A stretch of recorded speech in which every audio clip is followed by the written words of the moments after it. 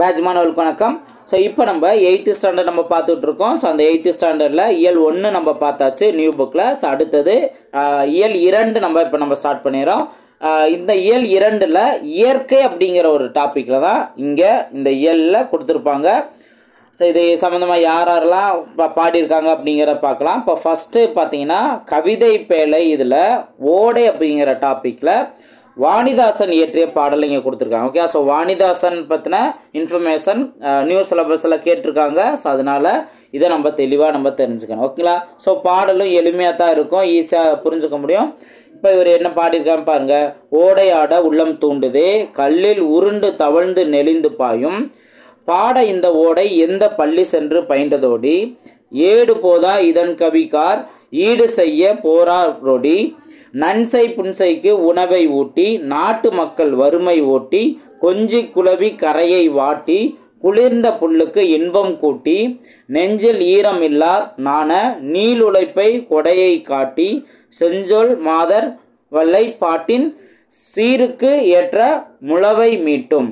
ஓகேங்களா? ஸோ இது வாணிதாசன் இயற்றிய பாடல். இப்போ நம்ம ஒரு சில இப்போ நன்சை புன்சை உணவை ஊட்டி, நாட்டு மக்கள் வறுமை ஓட்டி, கொஞ்சி குளவி கரையை வாட்டி, குளிர்ந்த புல்லுக்கு இன்பம் காட்டி என்ற பாடல் வரிகள் யார் பாடியது அப்படின்னு கேட்கலாம். வாணிதாசன் பாடிய பாடல். எந்த பாடலேருந்து வந்தது அப்படின்னு கேட்பாங்க. ஓடை அப்படிங்கிற பாடலேருந்து வந்தது அப்படின்னு சொல்லலாம். ஓடை அப்படிங்கிறதே எந்த நூல்லேருந்து வந்தது அப்படிங்கிறதையும் பின்னாடி மென்ஷன் பண்ணியிருப்பாங்க. ஓகேங்களா? அதே போல் ஃபஸ்ட்டு 2 வரிகளையும் நம்ம நல்லா தெளிவாக தெரிஞ்சுக்கணும்.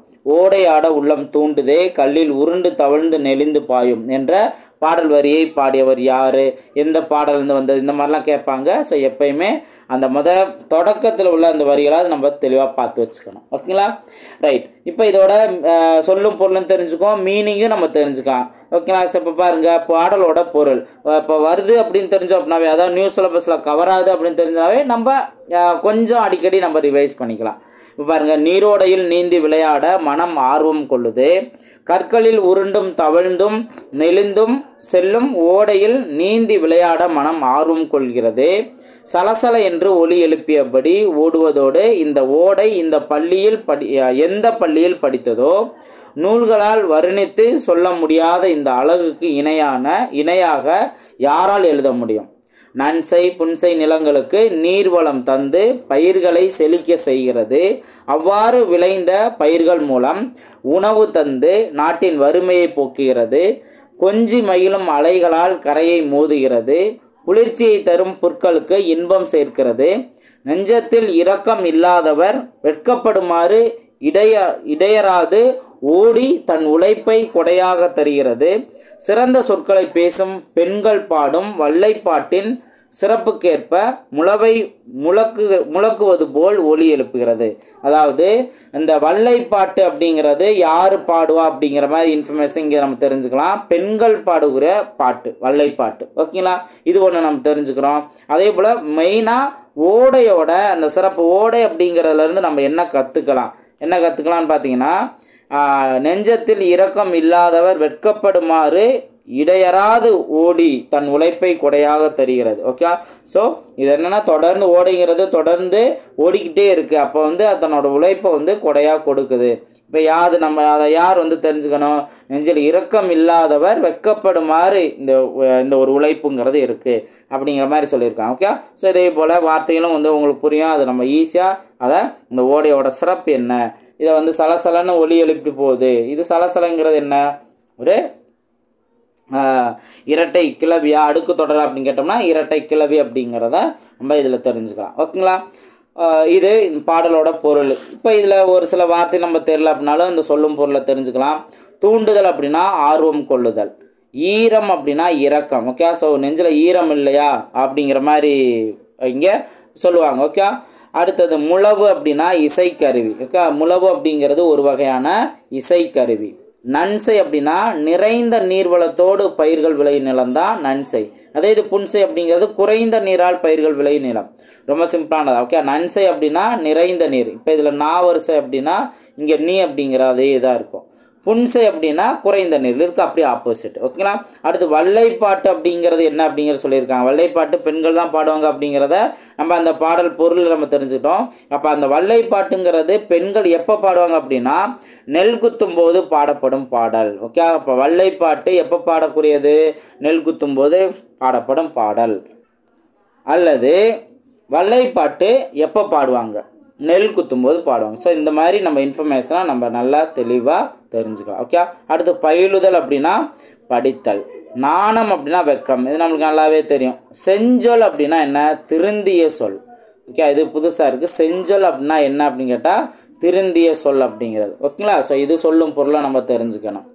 வேற வாணிதாசனை பற்றி நம்ம இன்ஃபர்மேஷன் நம்ம தெளிவாக தெரிஞ்சுக்கணும். இதுக்கு முன்னாடியும் நம்ம வாணிதாசன் பற்றி நம்ம பார்த்துருப்போம். இப்போயும் நம்ம தெளிவாக தெரிஞ்சுக்கலாம். இதுக்கப்புறம் நம்ம இண்டிவிஜுவலாக ஒவ்வொரு தலைவர்கள் பற்றி நம்ம பார்க்கும்போது, கவிஞர்கள் இவங்களை பற்றி நம்ம பார்க்கும்போதும் வாணிதாசன் பற்றி முழுமையாக நம்ம தெரிஞ்சுக்கலாம். ஓகேங்களா. ஸோ அப்போ நீங்கள் நல்லா நம்மளோட ஷெட்யூலை பார்த்தீங்க அப்படின்னாவே அடிக்கடி நம்ம ரிவைஸ் பண்ணுறதுக்கு ஏற்றாப்படி இருக்கும். ஓகேங்களா.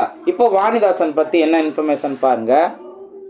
தமிழகத்தின் வேட்ஸ்வர்த் என்று புகழப்படுவர் யாரு? வாணிதாசன். ஓகே. தமிழகத்தின் வேட்ஸ்வர்த் என்று அழைக்கப்படுவர் யார்? வாணிதாசன். அடிக்கடி கேட்டிருக்காங்க. இவரோட இயற்பெயர் என்ன?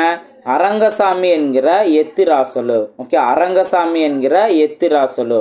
2 பேர் இருக்க மாதிரி நீங்கள் நினச்சிக்கோங்க. இயற்பெயர் ஒன்று அரங்கசாமி, இன்னொன்று எத்திராசலு. ஓகேங்களா. அடுத்தது இவர் வந்து யார் பார்த்தீங்கன்னா பாரதிதாசனின் மாணவர். பாரதிதாசனின் மாணவர். ஓகேங்களா.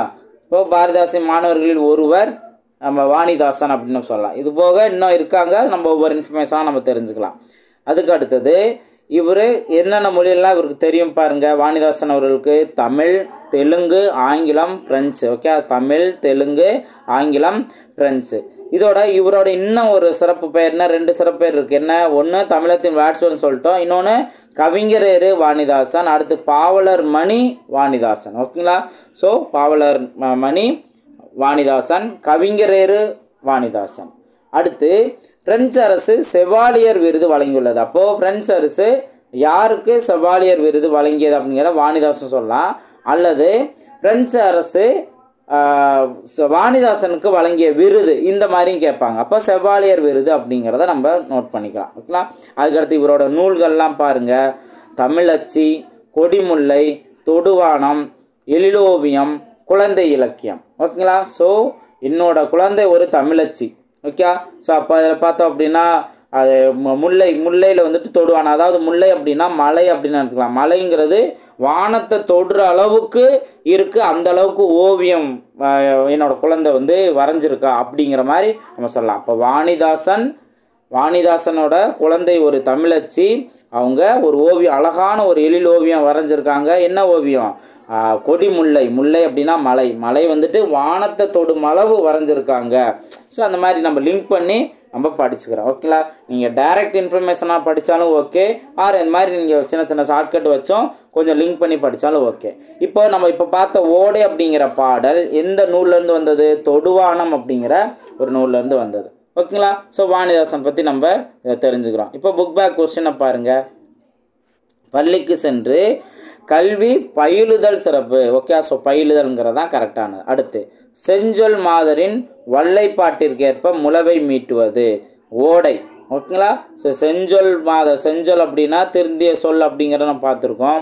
வல்லைப்பாட்டு அப்படின்னா நெல் குத்தும்போது பெண்கள் பாடக்கூடிய பாட்டு அப்படிங்கிறது நம்ம பார்த்துருக்கோம். ஓகேங்களா. ஸோ அப்போ இதெல்லாம் இதே மாதிரியே எது இருக்குது? ஓடையும் வந்து அந்த மாதிரி சவுண்ட் வருது அப்படிங்கிற மாதிரி. ஓகே. அடுத்து நன்சை அப்படின்னா நன்மை கூட்டல் செய். அடுத்து நீள் உழைப்பு அப்படின்னா நீள் கூட்டல் உழைப்பு. நீள் கூட்டல் உழைப்பு. அடுத்தது சீருக்கு கூட்டல் ஏற்ப. அப்போ சீருக்கு ஏற்ப இதுதான் வந்து கரெக்டானது. ஓடை கூட்டல் ஆட, ஓடை ஆட. ஸோ இதுதான் சரியானது. ஓகேங்களா. ஸோ அடுத்து பாருங்க. இனி நம்ம நியூஸ் சிலபஸில் கவராக இன்ஃபர்மேஷன் இருக்கான்னு பாருங்க. இப்போ கோணக்காத்து பாட்டு அப்படிங்கிற கவிதை பாடல். இப்போ இந்த கவிதை வந்து யார் பாடியது? வெங்கம்பூர் சாமிநாதன். இது நியூஸ் சிலபஸில் கவரால, அதனால் நம்ம இதை நம்ம இங்கே பார்க்கணுன்னு இல்லை. இன்கேஸ் இன்ட்ரெஸ்ட் இருந்தால் நீங்கள் தனியாக நீங்கள் பார்த்துக்கலாம். ஓகே. ரீட் பண்ணி பார்த்துக்கலாம். பாருங்க. சொல்லும் பொருளும் கவனிங்க. முகில் அப்படின்னா மேகம். ஏற்கனவே முகிலை பற்றி அடுத்து முன்னாடியும் சொல்லிட்டாங்க. அடுத்து கெடி கலங்கி அப்படின்னா மிக வருந்தி. இப்போ வித்தியாசமா இருக்கா? கெடி கலங்கி அப்படின்னா என்ன அர்த்தம்? மிக வருந்தி, மிக வருந்தி. அடுத்தது சம்பிரமுடன். சம்பிரமுடன்னா முறையாக. இப்போ சம்பிரதாயம், சாஸ்திரம், சம்பிரதாயம் அந்த மாதிரி சொல்கிறாங்கல்ல, அப்போ அது ஒரு வழங்க முறை அப்படிங்கிற மாதிரி. ஓகே, அப்போ சம்பிரமுடன் அப்படின்னா முறையாக அப்படிங்கிற மாதிரி நம்ம எடுத்துக்கலாம். சேகரம் அப்படின்னா கூட்டம். இப்போ இங்கே ஏதோ வித்தியாசமாக இருக்குது. சேகரம் அப்படின்னா கூட்டம். ஓகே, அடுத்து காங்கேய நாடு அப்படின்னா கொங்கு மண்டலத்தின் 24 நாடுகளில் ஒன்று. ஓகே, அப்போ கொங்கு மண்டலத்தின் 24 நாடுகளில் ஒன்று என்ன அப்படின்னு கேட்பாங்க? காங்கேய நாடு அப்படிங்கிறத நம்ம சொல்லிக்கலாம். ஓகே, அது ஆப்ஷனை பொறுத்து. அடுத்து விண்ணம் அப்படின்னா சேதம். விண்ணம் அப்படின்னா சேதம். வாகு அப்படின்னா சரியா, ஒரு வாட்டமாக இருக்கா, சரியா இருக்கா, வாகு அப்படிங்கிறத சொல்லலாம். அடுத்து காலன் அப்படின்னா யமன். இதுவும் புதுசாக இருக்குது. காலன் அப்படிங்கிறது யாரை குறிப்பிடுறாங்க அப்படின்னு கேட்பாங்க? யமன். ஓகேங்களா. அடுத்து மெத்த அப்படின்னா மிகவும். ஸோ இந்த மாதிரி இதில் சொல்லும் பொருளை நம்ம நிறைய இன்ஃபர்மேஷன் தெரிஞ்சுக்கிறது இருக்குது. அதனால் நல்லா தெளிவாக இங்கே நோட் பண்ணலாம். ஓகேங்களா. நெக்ஸ்ட் பார்ப்போம். பாடலோட பொருள் இந்த மாதிரி கொடுத்துருக்காங்க. நம்ம புக் பேக் கொஸ்டின் நம்ம பார்க்கலாம். வானில் கரு முகில். முகிலாக நம்ம மேகம் பார்த்துருக்கோம்ல. ஸோ இப்போ கருமேகம் வந்துச்சு அப்படின்னாவே மழை பொழியும் அப்படிங்கிறத நம்ம தெரிஞ்சுக்கலாம். அடுத்து முறையான உடற்பயிற்சியும் சரிவிகித உணவும் டேஸை சரிவிகித உணவும் டேஸும் ஓட்டிவிடும். ஸோ டேஸும் அப்படின்னா காலனையும் ஓட்டிவிடும். அப்போது முறையான உடற்பயிற்சி இருக்கணும், கரெக்டான சரிவிகித உணவு நம்ம உட்கொள்ளணும். இந்த மாதிரி இருந்த அப்படின்னாவே காலன். காலன்னா யார்? யமன். ஓகேங்களா. ஸோ யமன். அடுத்து விழுந்ததங்கே அப்படின்னா விழுந்தது கூட்டல் அங்கே. அடுத்து செத்திறந்த அப்படின்னா செத்து கூட்டல் இறந்த. அடுத்து பருத்தி கூட்டல் எல்லாம் அப்படின்னா பருத்தி எல்லாம். ஸோ இதெல்லாம் வந்து சேர்த்து எழுத, பிரித்து எழுதலாம் நம்ம தெரிஞ்சுக்கலாம். ஓகே, நெக்ஸ்ட் நம்ம பார்ப்போம். இது போக அடுத்ததெல்லாம் இலக்கணம் சம்மந்தமாக பார்க்குற இன்ஃபர்மேஷன் தான் நிறையா இருக்கும். இப்போ உரைநடை உலகம் இதில் நிலம் பொது அப்படிங்கிற ஒரு டாப்பிக்கில் என்ன பார்த்தீங்க அப்படின்னா, இங்கே நல்லா கவனிங்க. இன்ட்ரோடக்ஷனில் நம்ம பார்க்குற இன்ஃபர்மேஷனே போதுமானதாக இருக்கும். அமெரிக்காவில் புஜே சவுண்ட் என்னும் இடத்தை சுற்றி வாழ்ந்தவர்கள் சுகுவாமிஸ் பழங்குடியினர். ஓகே, ஸோ யார்? சுகுவாமிஸ் பழங்குடியினர். இப்போ அமெரிக்காவில் புஜே சவுண்ட் அப்படிங்கிற இடம். ஓகே, அந்த இடத்தை சுற்றி வாழ்ந்தவங்க யார்? என்ன பழங்குடியினர் அப்படின்னா சுகுவாமிஸ் பழங்குடியினர். அடுத்து இந்த பழங்குடியினருக்கு தலைவராக இருந்தவர் யார்? சியாட்டல் அப்படிங்கிற. ஓகே, ஸோ அந்த பழங்குடியினர் மக்கள் சுகுவாமிஸ் பழங்குடியினருக்கு தலைவராக விளங்கியவர் யார்? சியாட்டல் அப்படின்னு நம்ம நோட் பண்ணிக்கலாம். ஓகே, இவர் என்ன பண்ணியிருக்காரு? அமெரிக்க குடியரசுத் தலைவருக்கு ஒரு கடிதம் எழுதியிருக்காரு. என்ன கடிதம் அப்படின்னா, காட்டை, எங்கள் நிலத்தை வந்துட்டு அழிக்க வேணாம். ஸோ அதாவது காட்டோட இவங்க எப்படி மதிச்சிருக்காங்க, காட்டோட அருமை என்ன, அதோட பெருமை என்ன, அதெல்லாம் வந்துட்டு நாங்கள் பாதுகாக்க நினைக்கிறோம், நீங்களும் உங்கள் குழந்தைகளுக்கெல்லாம் வந்து சொல்லி பாதுகாப்புங்க, அதை அழிக்க வேணாம் அப்படிங்கிற ஒரு கான்செப்டில் ஒரு கடிதம் எழுதுகிறாரு. ஓகேங்களா. ஸோ அப்போ இதில் நம்ம ஹைலைட் பண்ணியிருக்க இன்ஃபர்மேஷன் இதை நீங்கள் நல்லா தெளிவாக நோட் பண்ணீங்க அப்படின்னாவே போதுமானது. ஓகேங்களா. இதுக்கப்புறம் அவங்க வந்து பழகுன எப்படி யார் அந்த காட்டில் பார்க்குற விஷயங்களை அவங்க பூமியை வந்துட்டு தாயாக நினைக்கிறாங்க. இந்த மாதிரி ஒரு சில இன்ஃபர்மேஷன் சொல்லியிருப்பாங்க. ஓகேங்களா. பாருங்க, பூமியை வந்து தாயாக நினைக்கிறாங்க.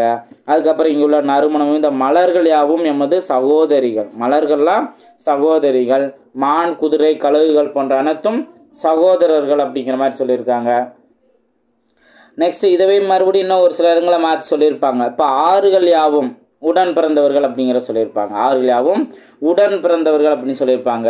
அதே போல் இங்கே ஓடைகளிலும் ஆறுகளிலும் ஓடும் வனப்பு மிகு நீரானது, தண்ணீரானது வெறும் தண்ணீருங்கிறது இல்லை, மூதாதையோட குருதி அப்படின்னு சொல்கிறாரு. குருதி அப்படின்னா ரத்தம். ஓகே, மூதாதையோட ரத்தமாக இருக்குது. அப்போது அந்த ஓடையில் ஒரு நீருங்கிறது வெறும் தண்ணீர் இல்லை, எங்கள் மூதாதையோட குருதி அப்படிங்கிற மாதிரி மென்ஷன் பண்ணியிருக்காங்க.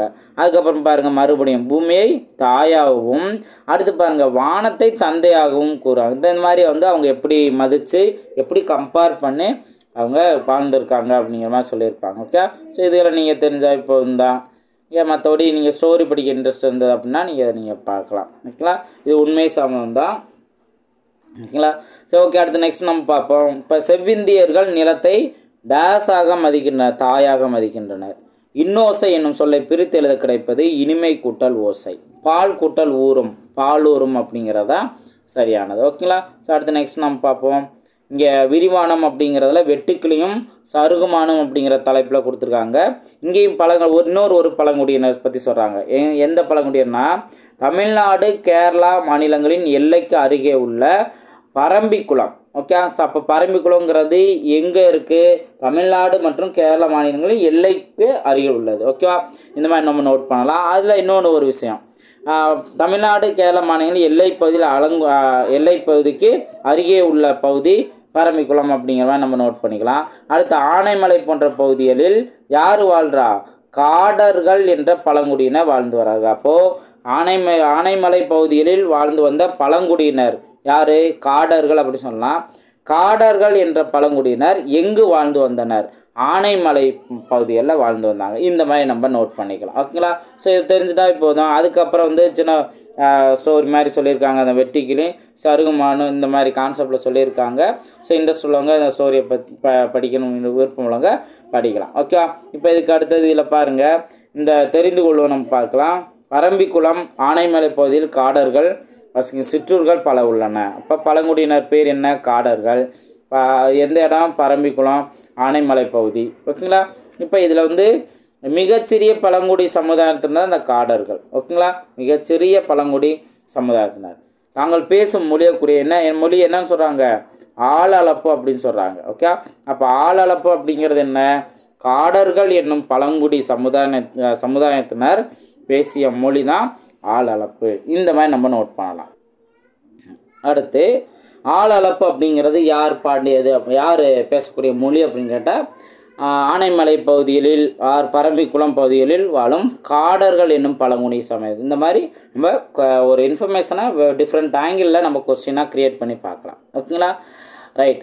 அடுத்தது பாருங்கள். ஸோ அடுத்து இலக்கணம் தான் நம்ம பார்க்குற மாதிரி இருக்கும். பாருங்கள், இலக்கணம் வினைமுற்று. வினைமுற்றை பற்றி தான் இங்கே சொல்லியிருக்காங்க. ஸோ வினைமுற்றும் நியூ சிலபஸில் இருக்குது. அதனால் இதை நல்லா தெளிவாக தெரிஞ்சுக்கணும். ஸோ ஒன் பை ஒன்னாக பார்ப்போம். ஃபர்ஸ்ட் பாருங்க, வினைமுற்று அப்படிங்கிறதுனா என்ன அப்படின்னு சொல்லியிருப்பாங்க. வினைமுற்று அப்படின்னா ஒன்றன் செயலை குறிக்கும் சொல்லுதான் வினைமுற்று. வினை அப்படின்னாவே என்னன்னு தெரியும்?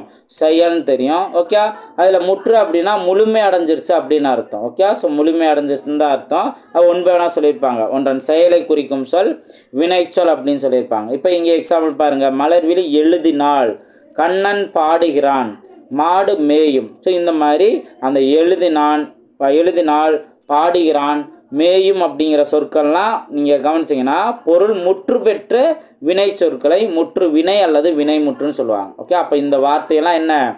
வினைமுற்று அப்படின்னு அர்த்தம். இப்போ இந்த வினைமுற்று எத்தனை வகைப்படும்? ஆக்சுவலாக வந்துட்டு வினைமுற்று பார்த்தீங்கன்னா 2 வகைப்படும். தெரிநிலை வினைமுற்று, குறிப்பு வினைமுற்று. அதுக்கு முன்னாடி வினைமுற்றுங்கிறது எல்லாத்துலேயுமே வரும். அதாவது 5 பால், 3 காலம், 3 இடம் ஆகிய அனைத்திலும் வரும். ஓகே, அப்போ வினைமுற்று இதெல்லாம் ஒவ்வொரு இன்ஃபர்மேஷனுமே நான் ஹைலைட் பண்ணியிருக்க ஒவ்வொரு இன்ஃபர்மேஷனுமே எப்படி வேணால் கொஸ்டின் கிரியேட் பண்ணலாம். அப்போ வினைமுற்று எதெல்லாம் வரும் அப்படி? 5 பால், 3 காலம், 3 இடங்கள்லையும் வரும். பால் என்ன? ஆண்பால், பெண்பால், பலர்பால், ஒன்றன்பால், பழமின் பால் அப்படிங்கிறது. 3 காலம்ங்கிறது என்ன? இறந்த காலம், நிகழ்காலம், எதிர்காலம் அப்படிங்கிறது. 3 இடம் என்ன? தன்மை, முன்னிலை, படர்க்கை. இந்த 3 இடங்களே வரும். ஓகேங்களா? ஸோ இது வினைமுற்று. ஒவ்வொன்றா எக்ஸ்பிளைன் பண்ணுவாங்க. இப்போ 2 வகையான வினைமுற்று நம்ம தெரிஞ்சுக்கிறோம். தெரிநிலை வினைமுற்று, குறிப்பு வினைமுற்று. இப்போ அதை தான் ஒன்றா நம்ம இங்கே பார்க்க போகிறோம். தெரிநிலை வினைமுற்றுனா என்ன? தெரிநிலை வினைமுற்று அப்படின்னா இப்போ நம்ம பார்த்தோம்ல, இப்போது ஆக்சுவலாக வந்து ஒரு செயல் நடைபெறுவதற்கு செய்பவர், கருவி, நிலம், செயல், காலம், செய்பொருள் ஆகிய 6ம் முதன்மையானவை. இந்த 6ம் வெளிப்படுமாறு அமைவது தெரிநிலை வினைமுற்று. நல்லா தெளிவாக தெரிகிற மாதிரி. இப்போ எக்ஸாம்பிள் சொல்லியிருப்பாங்க, மாணவி கட்டுரை எழுதினாள் அப்படின்னு சொல்லியிருக்காங்க. இப்போ இந்த எழுதினாள் அப்படிங்கிறதுல இருந்து நாள் அந்த மாதிரி எழுதினாள் வந்துச்சு அப்படின்னா நம்ம செய்பவர் யாருன்னு தெரிஞ்சுக்கலாம். ஒரு மாணவி அப்படிங்கிறத தெரிஞ்சுக்கலாம். ஓகே, பெண்பால்ங்கிறது நம்ம தெரிஞ்சுக்கலாம். கருவி இப்போ எழுதுறது என்ன? ஒரு தாள் எழுதுகோளுங்கிறது தான் யூஸ் பண்ணுவாங்க அப்படிங்கிறத தெரிஞ்சுக்கலாம். நிலம் அப்படின்னா இப்போ எழுதினால் மாணவி அப்படின்னு எடுத்துட்டாங்க அப்படின்னாவே பள்ளி அப்படிங்கிறத ஒரு நிலத்தை யோசித்துக்கலாம். அடுத்தது காலம், எழுதினால் அப்படின்னால இறந்த காலம். செய்பொருள் என்ன? கட்டுரை. என்ன எழுதினால்? கட்டுரை எழுதினாள். செயல் என்ன? எழுதினால இருந்து எழுதுதல் அப்படிங்கிறது தான் இதோட செயல். ஓகே, ஸோ இந்த மாதிரி 6மே வெளிப்படையாக தெரிகிற மாதிரி இருக்கக்கூடிய வினைமுற்று தெரிநிலை வினைமுற்று. ஓகேங்களா. நெக்ஸ்ட் குறிப்பு வினைமுற்று. குறிப்பு வினைமுற்று பாருங்க, பொருள், இடம், காலம், சினை, குணம், தொழில் ஆகியவற்றுள் ஏதாவது ஒன்றினை அடிப்படையாக கொண்டு, அங்க வந்துட்டு எல்லாமே தெரிகிற மாதிரின்னு சொல்லியிருப்பாங்க. இங்க குறிப்பு வினைமுற்றுனா குறிப்பா இந்த 6ல் ஏதாவது ஒன்று வெளிப்படையாக வர்றது. ஓகே. ஸோ இப்போ இதில் வந்து கவனிச்சிங்க அப்படின்னா காலத்தை வெளிப்படையாக காட்டாது அப்படின்னு மென்ஷன் பண்ணியிருக்காங்க. அப்போ ஏதாவது ஒன்றை வெளிப்படையாக காட்டும், ஆனால் காலத்தை வெளிப்படையாக காட்டாது. செய்பவரை மட்டும் வெளிப்படையாக காட்டும் வினைமுற்று குறிப்பு வினைமுற்று. இப்போ நீங்கள் எக்ஸாம்பிள் பார்த்தீங்க அப்படின்னாவே அழகாக நீங்கள் இதை புரிஞ்சுக்கலாம். அதாவது நீங்கள் நல்லா தெரிஞ்சுக்கோங்க. இப்போ முன்னாடி நம்ம எழுதினால் அப்படின்னு பார்த்தோம், அங்கே வந்து காலம் இறந்த காலம்ங்கிறது நம்மளுக்கு தெளிவாக தெரிஞ்சில. பட் இங்கே பார்த்தீங்க குறிப்பு வினைமுற்றுனா காலத்தை வெளிப்படையாக காட்டாமல் யார் செய்கிறாங்களோ அவங்கள வந்து வெளிப்படையாக காட்டி ஒரு வினைமுற்றுங்கிறது முடியும். அதைத்தான் வந்து என்ன சொல்கிறோம், குறிப்பு வினைமுற்றுன்னு சொல்கிறோம். இப்போ எக்ஸாம்பிள் பாருங்க, பொன்னன் அப்படிங்கிறத சொல்கிறாங்க. இந்த பொன்னன் அப்படிங்கிறதுலேருந்து நம்ம ஏதாவது காலத்தை தெரிஞ்சுக்க முடியுமா? தெரிஞ்சுக்க முடியாது. ஆனால் அதுக்கு பதிலாக பொண்ணு அப்படிங்கிறது ஒரு பொருள். அப்போ அந்த பொண்ணு இப்போ பொன்னன் அப்படின்னு சொன்னால் அந்த பொருளை உடையவன் அப்படிங்கிற அந்த ஆளை குறிக்கிறாங்க, அந்த செய்பவரை குறிப்பிடுறாங்க. அதனால தான் இது என்னன்னு சொல்கிறோம், குறிப்பு வினைமுற்று அப்படின்னு நம்ம சொல்கிறோம். இனி உங்களுக்கு அடுத்தடுத்தெல்லாம் இப்போ புரிஞ்சிடும். இப்போ தென்னாட்டார், இப்போ தென்னாடு அப்படிங்கிறது ஒரு இடம், இடத்தை வந்து மென்ஷன் பண்ணியிருக்கு. ஆதிரையான் அப்படின்னா ஆதிரை அப்படின்னா இதை ஒரு காலம். ஓகேவா. அடுத்து சினை, கண்ணன் அப்படிங்கிறது கண் அப்படிங்கிறது ஒரு சினை பெயர். அப்போ சினையை மென்ஷன் பண்ணி வர்றது, செய்பவரை மென்ஷன் பண்ணி. அடுத்து காரியன், இப்போ காரியன் அப்படின்னா ஒரு பண்பு, ஒரு குணம். எழுத்தன் அப்படின்னா எழுதுகிற ஒரு தொழில். ஓகே. இந்த மாதிரி அது காலத்தை வெளிப்படையாக காட்டாமல் செய்பவரை மட்டும் வெளிப்படையாக காட்டியிருக்கு. ஓகே. இதெல்லாம் நம்ம நல்லா தெளிவாக அதை புரிஞ்சுட்டோம் அப்படின்னாவே அழகாக ஆன் த ஸ்பாட்லேயே நல்லா ஈஸியாக எழுதிட முடியும். அடுத்து பாருங்க, தெரிநிலை குறிப்பு வினைமுற்றுகள் அன்றி ஏவல் வினைமுற்று இருக்குது, வியங்கோல் வினைமுற்று இருக்குது. ஓகே. இது வந்து பிற வகை வினைமுற்று. ஆனால் மெயினாக சொல்கிறது 2 என்ன, தெரிநிலை வினைமுற்று, குறிப்பு வினைமுற்றுன்ட்டு.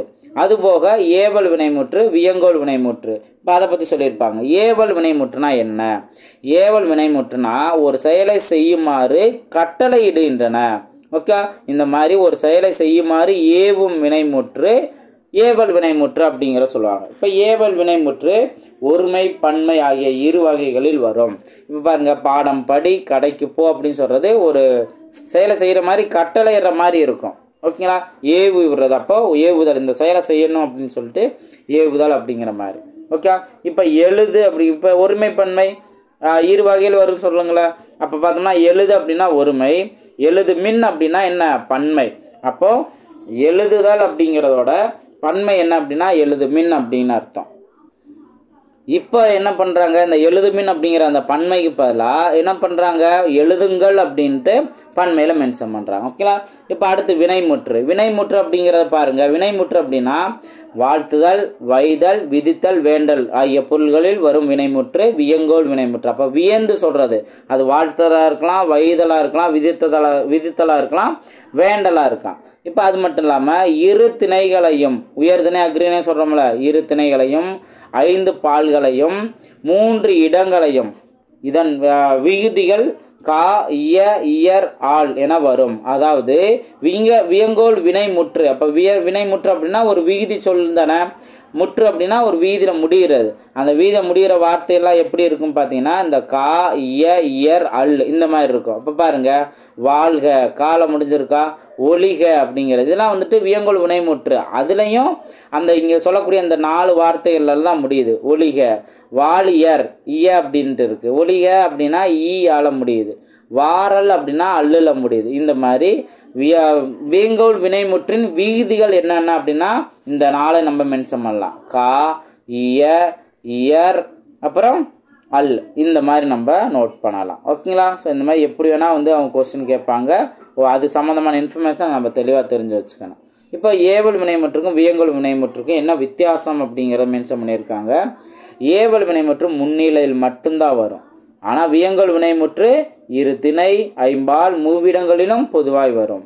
அடுத்து ஏவல் வினைமுற்றில் ஒருமை பன்மை வேறுபாடு உண்டு. இங்கே வியங்கோல் வினைமுற்றில் வேறுபாடு இல்லை. இப்போ வாழ்க அப்படின்னு சொல்லிட்டாங்க, இதில் ஒருத்தரை வாழ்கன்னு சொல்கிறாங்களா இல்லை பல பேர்த்த வாழ்கன்னு சொல்கிறாங்களா தெரியாது. அப்போது ஒருமை பன்மை வேறுபாடு இல்லை. அடுத்து கட்டளை பொருளை மட்டும் உணர்த்தும். எது ஏவல் வினைமுற்று கட்டளை பொருளை மட்டும் உணர்த்தும். ஆனால் வியங்கோல் வினைமுற்று வாழ்த்துதல், வைதல், விதித்தல், வேண்டல் ஆகிய பொருள்களை உணர்த்தும். ஏவல் வினைமுற்று வீதி பெற்றும் பெறாமலும் வரும். ஓகே, ரெண்டுலமே வரலாம் ஏவல் வினைமுற்று. ஆனால் வியங்கோல் வினைமுற்று வீதி பெற்றே வரும். கா, இய, இயர், அல் அப்படிங்கிற அந்த வீதியோட முடியும். இதுதான் வியங்கோல் வினைமுற்று. அப்போ இந்த மாதிரி இன்ஃபர்மேஷனை நல்லா தெளிவாக தெரிஞ்சுக்கணும். ஓகேங்களா? அடுத்து தெரிந்து கொள்ளுங்கள சொல்லியிருக்காங்க. விதித்தல் பொருள்களில் வரும் வியங்கோல் வினைமுற்று தன்மை இடத்தில் வராது. விதித்தல் பொருள்களில் வரக்கூடிய வியங்கோல் வினைமுற்று எதில் வராது? தன்மை இடத்தில் வராது. அடுத்து ரெண்டாவது, இயர், அல் ஆகிய இரண்டு வீதிகள் தற்கால வழக்கில் இல்லை, செய்யுள் வழக்கில் மட்டுமே உள்ளன. ஸோ இந்த மாதிரி இயரும் அல்லும். ஓகேங்களா? ரைட். இப்போ அடுத்து பாருங்க, புக் பேக் கொஸ்டினும் பார்ப்போம்.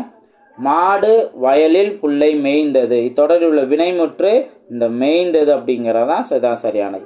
பின்வருவற்றில் இறந்த கால வினைமுற்று. படித்தான், நடக்கிறான், உண்பான், ஓடாது. நடக்கிறான்னா நிகழ்காலம், உண்பான்னா எதிர்காலம், ஓடாது அப்படிங்கிறது எதிர்மறை. அப்போ படித்தான் அப்படிங்கிறதான் இறந்த காலம். ஓகேங்களா? நெக்ஸ்ட், பின்வருவற்றில் ஏவல் வினைமுற்று சொல். ஏவல் வினைமுற்று அப்படின்னா என்ன? கட்டளையாக வரும் அப்படின்னு சொல்கிறோம்ல. இப்போ செல்க காலம் முடியுது, வாழ்க அப்படின்னா காலம் முடியுது, வாலி அப்படின்னா இயல முடியுது. ஓகேவா? ஸோ அந்த மாதிரி இதெல்லாம் முடிஞ்சு அப்படின்னா அது வியங்கோல் வினைமுற்று. கட்டளையாக வரக்கூடிய இப்போ ஓடு அப்படிங்கிற மாதிரி சொல்கிறது தான் நம்ம வியங்கோல் ஏவல் வினைமுற்று நம்ம பார்த்துருக்கோம். அப்போ ஓடுங்கிறதான் இதற்கான சரியான ஆன்சர். ஓகேங்களா? ஸோ அதுக்கடுத்து இந்த மொழியை ஆள்வோம், இதில் நம்ம பார்க்கலாம். இதுலேயும் ஒரு சில இலக்கணம் சம்மந்தமாக இருக்குது, தொடர் வகைகள், அதையும் நம்ம பார்ப்போம். ஓகேங்களா? ரைட். இப்போ இதில் இது நியூ சிலபஸ் பேஸ் பண்ணியிருக்கு அப்படின்னா இப்போ இந்த இன்ஃபர்மேஷன் நம்ம தெரிஞ்சுக்கலாம். ஒவ்வொரு நாளும் என்ன அப்படிங்கிறது. உலக ஈரநில நாள் என்ன? பிப்ரவரி 2. அதாவது இயற்கை சம்பந்தமான நாட்கள். உலக ஈரநில நாள் பிப்ரவரி 2. ஓகே. ஸோ ஈரநில நாள் அப்படின்னா இப்போ ஈரம் அப்படின்னா 2 எழுத்து, அப்போ பிப்ரவரி 2 அப்படின்னு நம்ம எடுத்துக்கலாம். உலக ஓசோன் நாள் செப்டம்பர் 16. ஓகேவா? ஸோ உலக ஓசோன் நாள் செப்டம்பர் 16. ஒவ்வொன்றையும் நம்ம நோட் பண்ணிக்கணும். அடுத்து உலக இயற்கை நாள் அப்படின்னா அக்டோபர் 3. உலக இயற்கை நாள் அக்டோபர் 3. அடுத்தது உலக வனவிலங்கு நாள் அக்டோபர் 6. உலக இயற்கை நாள் அக்டோபர் 3. உலக வனவிலங்கு நாள் அக்டோபர் 6. நெக்ஸ்ட், உலக இயற்கை சீரழிவு தடுப்பு நாள். உலக இயற்கை சீரழிவு தடுப்பு நாள் அக்டோபர் 5. ஓகேங்களா? பாருங்க, அக்டோபர் மாதத்துல இயற்கை சம்பந்தமான வார்த்தை வரும். உலக இயற்கை நாள் அக்டோபர் 3. ஓகேவா? அதே போல உலக இயற்கை சீரழிவு தடுப்பு நாள் அப்படிங்கிறது அக்டோபர் 5. இதே அடுத்த நாள் பாருங்க, உலக வனவிலங்கு நாள். இப்போ இதை 3 நீங்கள் லிங்க் பண்ணுற மாதிரி பாருங்க. இப்போ இது உலகம் சம்மந்தமானதான் எல்லாத்துலேயும் உலகம் அப்படிங்கிறது. நம்ம அக்டோபர் 2 அப்படின்னா நம்மளுக்கு நல்லா ஞாபகம் வரும், காந்திஜி பிறந்த நாள். ஓகே. ஸோ இப்போ நம்மளுக்கு காந்தி என்ன பண்ணியிருக்காரு? நம்மளுக்கு சுதந்திரம் வாங்கி கொடுத்துருக்காங்க. அப்போது காந்தியடிகள் அவங்க சுதந்திரம் வாங்கி கொடுத்துருக்காங்க. அதுக்கப்புறம் தான் நம்ம இயற்கையோட நம்ம இயந்து இருக்க முடியும். சுதந்திரம் இல்லாமல் இருந்துச்சு அப்படின்னா நம்ம இன்னொருத்தவங்களுக்கு அடிமை. ஓகே. அடிமையாக இருந்தோம் அப்படின்னா நம்ம இயற்கையோட நல்லா இணைஞ்சு இருக்க முடியாது. எங்கே வேணால் நம்ம ஃப்ரீயாக சுற்றிட்டு இருக்க முடியாது. அப்போது சுதந்திரம் வாங்கின பின்னாடி தான். அப்போ சுதந்திரம் வாங்கினதுக்கு யார் காரணம்? அக்டோபர் 2 பிறந்த காந்திஜி தான் காரணம். அப்போது அக்டோபர் 3 உலக இயற்கை நாள். இப்போ அக்டோபர் 5 என்ன ஆயிடுச்சு? உலக இயற்கை சீரழிவு. அக்டோபர் 4 சீரழிவுலாம் நடந்திருக்கும் போல். அப்போ அடுத்த நாள் என்ன பண்ணிட்டாங்க? இயற்கை சீரழிவு தடுக்கப்பட்ட நாள். ஓகேங்களா? அப்போ அக்டோபர் 5 அப்படின்னாவே உலக இயற்கை சீரழிவு தடுப்பான ஞாபகம் வரணும். அடுத்த பின்னாடி என்ன ஆயிடுச்சு? உலக வனவிலங்குங்கிறது நல்லபடியாக அந்த இயற்கையோட இணைந்து இருக்க ஆரம்பிச்சு. ஓகே. அப்போ அக்டோபர் 6 பார்த்தீங்கன்னா உலக வனவிலங்கு நாள் அப்படிங்கிற மாதிரி நம்ம எடுத்துக்கலாம்.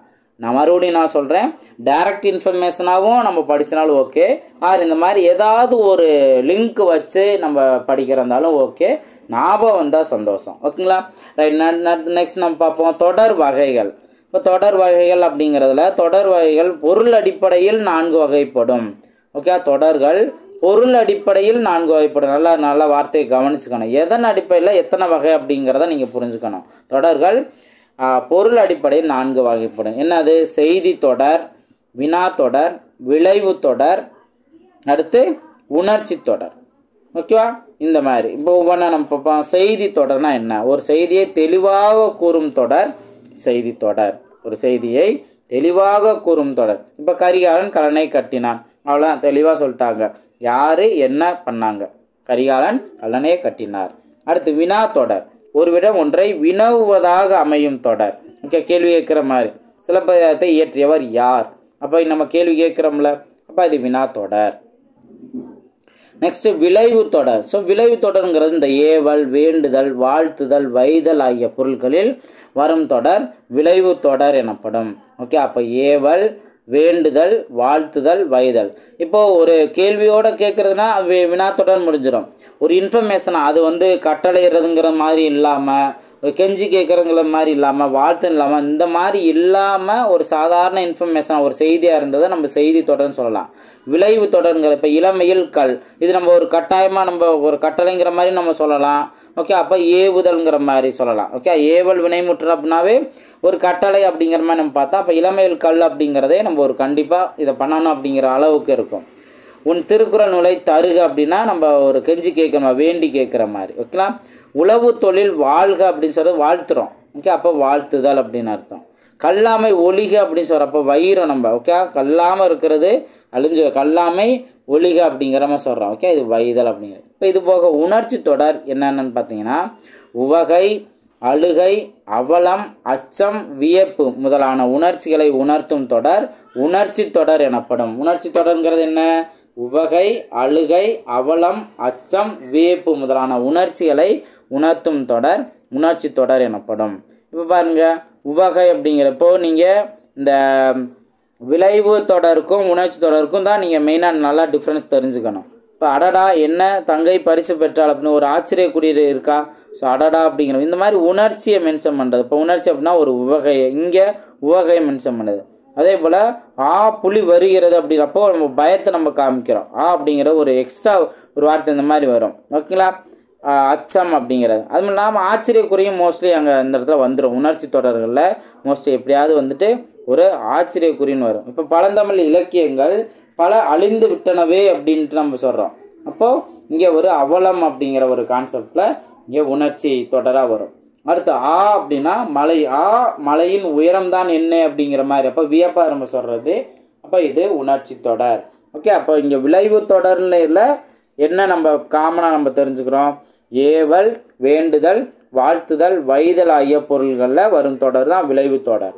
அதே இது உவகை, அழுகை, அவலம், அச்சம், வியப்பு ஆகிய உணர்ச்சிகளை உணர்த்தும் தொடர் உணர்ச்சி தொடர். அப்போ இதையும் நல்லா தெளிவாக தெரிஞ்சு வச்சுக்கணும். ஓகேங்களா?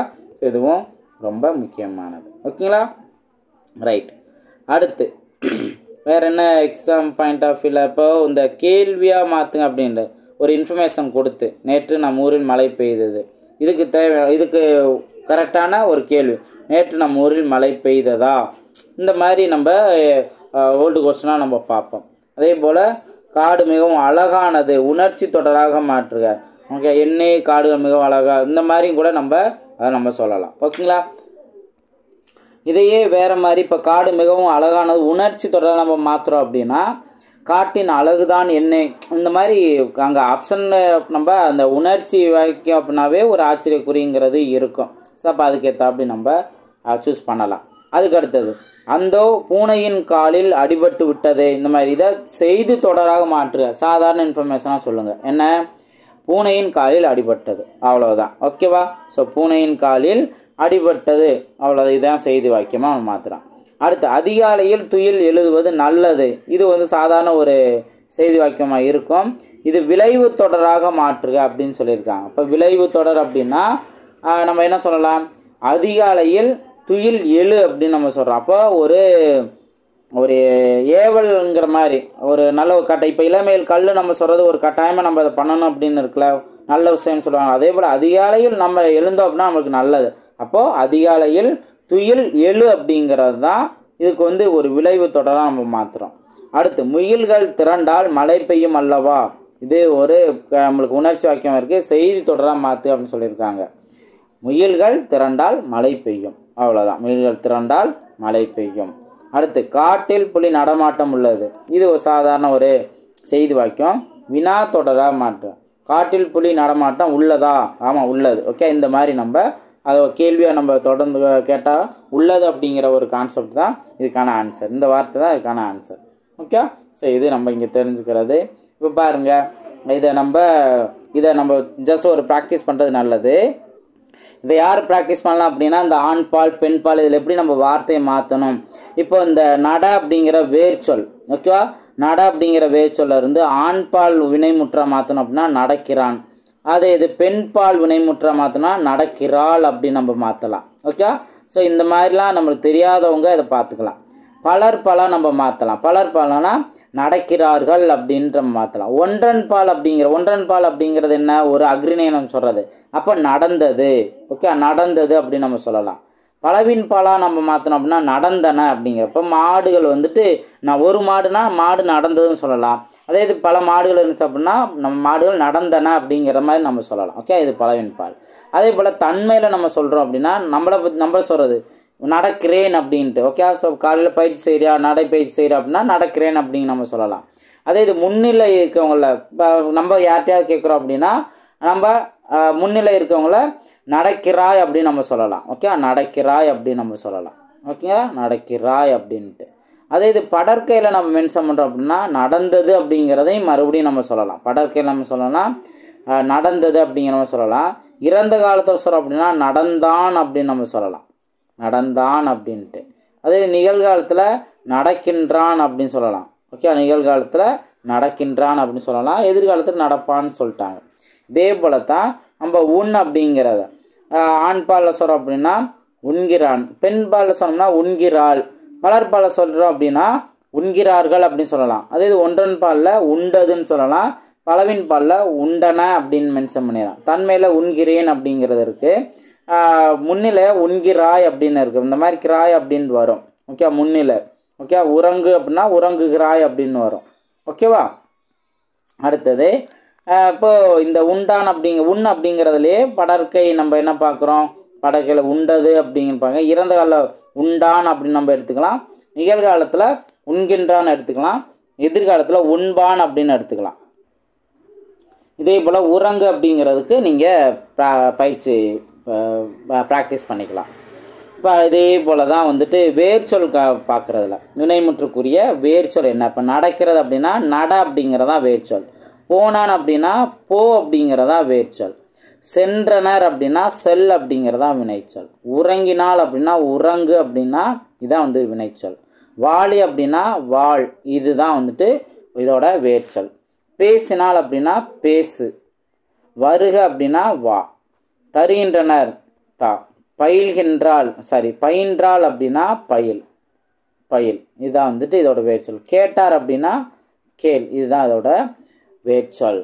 இப்போ இதோட இந்த இயலோட கடைசி பார்ட் என்ன, இந்த கலைச்சொல் அறிவோம். ஓகே, ஸோ இதோட முடிஞ்சது. இப்போ பழங்குடியினர் அப்படின்னா ட்ரைப்ஸ் அப்படின்னு சொல்லலாம். பழங்குடியினருங்கிறதுக்கு இங்கிலீஷில் என்ன, ட்ரைப்ஸ் சொல்லலாம். சமவெளி அப்படின்னா பிளைன். பள்ளத்தாக்கு அப்படின்னா வெள்ளை. புதர் அப்படின்னா திக்கெட். ஓகே, ஸோ ரொம்ப திக்காக இருக்குது, புதராக இருக்குது அப்படிங்கிற மாதிரி நம்ம எடுத்துக்கலாம். புதர் அப்படின்னா திக்கெட். மலைமுகடு அப்படின்னா ரிட்ஜு. ஓகே, அடுத்து வெட்டுக்கிளி அப்படின்னா லோக்கஸ்ட்டு. சிறுத்தை அப்படின்னா லியோபேட். அடுத்து மொட்டு அப்படின்னா பட்டு. ஓகே, மொட்டு அப்படின்னா இங்கிலீஷில் பட்டு. ஓகே, ஸோ இதுதான் வந்து இங்கே உள்ள நம்ம கலைச்சொற்கள் நம்ம தெரிஞ்சுக்கிறோம்.